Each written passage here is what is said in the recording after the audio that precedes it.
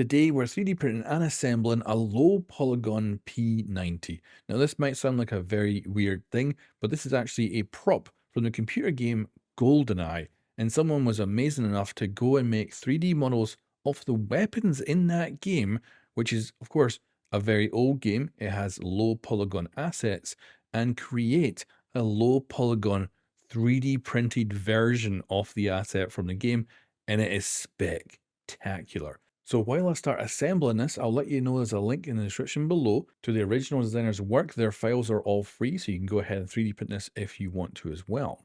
And also you can put this together with no glue. You can actually fully disassemble it if you want.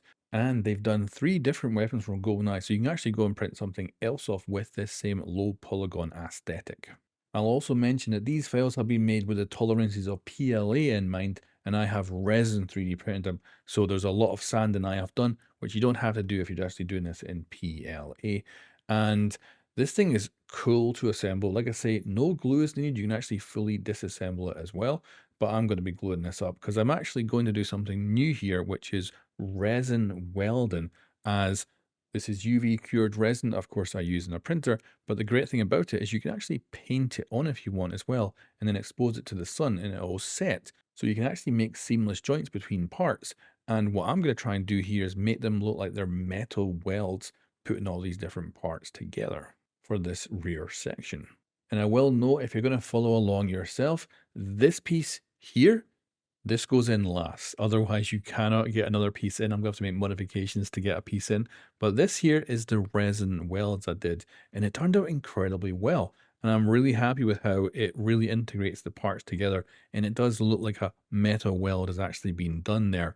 But be noted, if you're going to do a resin weld like this, you cannot make an internal seal because you need to get UV light to it. So if I'd added that to the internal parts and then put them together, I'd have nowhere to cure them, and it would just stay as a sticky liquid and probably over time just leak out.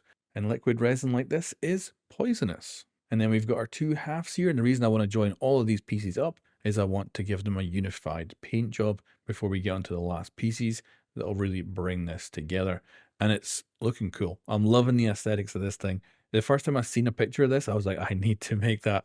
But at the time, I didn't actually have a printer big enough to do it. And at this point, I was wise enough to do a dry fit of the other parts to make sure it was all going to fit, and realized, oh, this is supposed to go in first. So I went ahead and marked up where I was going to cut this in order for it to fit.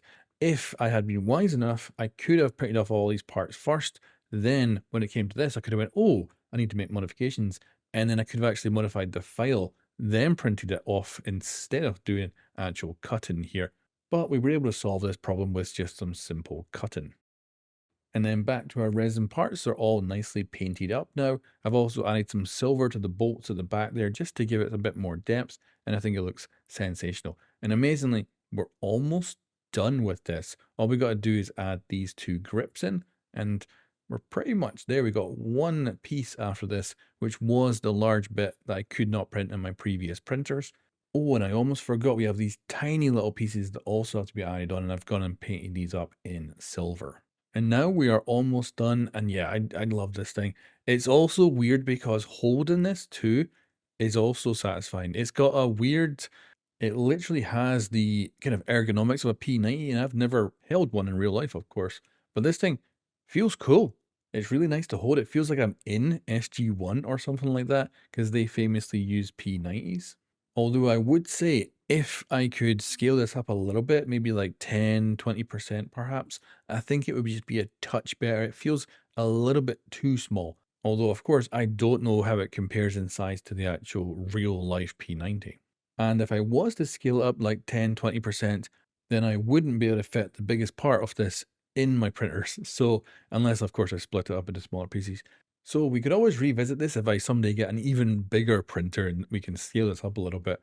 But yeah, this thing is cool. The designer has done 3 weapons from GoldenEye. 2 are pistols I've previously printed, and of course this now. I always go and check their page, hoping they've done more in this kind of low poly style that for some reason really tickles my brain.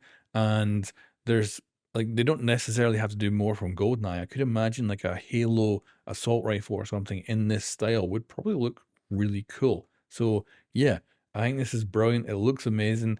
and it's definitely getting added to my collection of really cool 3D printed stuff that I'm going to have on display. And there is also, thankfully, a stand you can print for this too, which you definitely need because of this low poly aesthetic. It has a point at the bottom, so it wants to fall over no matter which way you try and stand this up. So the stand is going to be very helpful. But yeah, guys, at this point in the video, let me know in the comments below what you think of this thing. Did I do a good job? And are you as fascinated by the aesthetics as I am? Like I say, I love it, but maybe that's just me. Maybe it's not actually as cool as I think it looks. And yeah, what do you think about a low poly version of a P90? And I think honestly, this could work really well as a cosplay prop for a character that you're playing that has a P90, but you don't want to be walking around with something that looks like a real gun. Instead, you've got this low poly version.